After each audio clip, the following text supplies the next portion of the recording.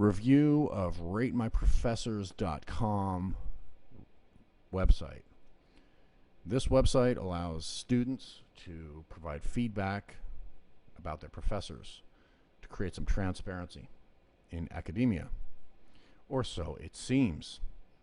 However, when we look at the guidelines here, there are three, and there are problems with each one of them. The first one, your rating could be removed if you use profanity or derogatory terms. What do you mean could be? Will it be removed or not? And what is the list of profanity? What's profane? What is a derogatory term?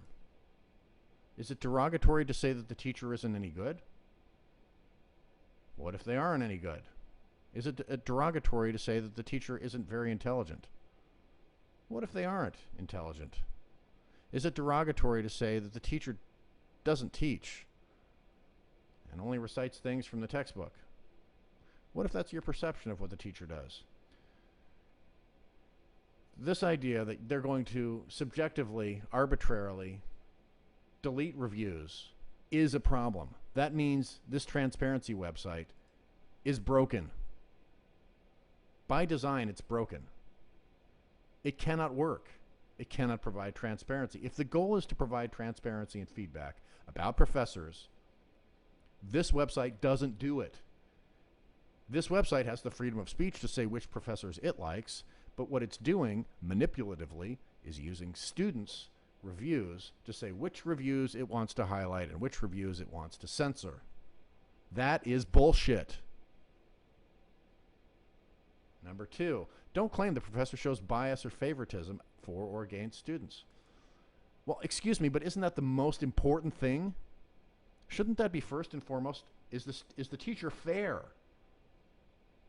Right, now you might not like it. That might be the second thing, is I don't like what the teacher taught. They focused on things that didn't seem relevant.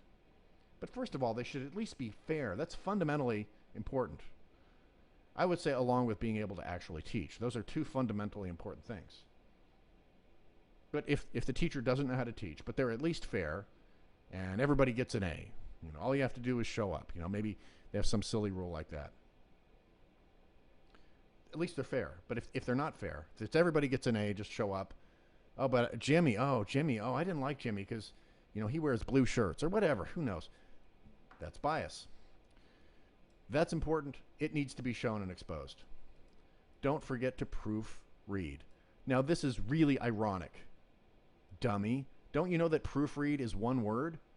Did you actually proofread that bullet point? You stupid fuck. I can't believe they would publish this. It's just dumb. Like, if they want to use the word proof and they want to use the word read, they must realize that those are two separate words. Don't forget to proof. Well, that right there is grammatically wrong. It should be the correct form of the verb prove.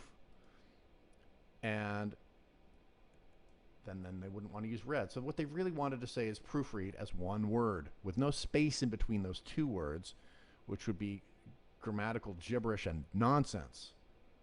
So this website, which is pulling, I think $13,000 a month, is anonymously registered. We don't know to whom it's registered, and it seems to be having some sort of agenda to manipulate student reviews. For what purpose, I don't know.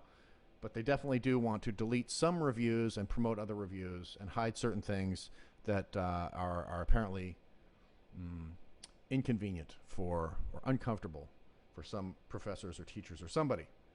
They want to have some control. And we don't know who owns this website, and we don't know who influenced the person who owns this website, but they are biased. This website itself is biased, and they don't even have their shit together to even proofread their own goddamn list of guidelines within which they are admonishing the student to don't forget to proofread. Of course, they want to talk down to the student because they think students are dumb, which is why they put you into this silly little box. This is not feedback for high-level academia. This is crap. College isn't free, no matter how much you don't have to pay across the United States. It's not free in the sense that you're not free to actually go there and learn things and actually interact with an open mind. It's propaganda. It's controlled authoritarianism where you go there and you have to kiss ass to the teachers to make the grade. What kind of a society are we going to have when people are so scared to speak their mind about something that matters fundamentally to what they're going to do with the rest of their lives? This is a problem.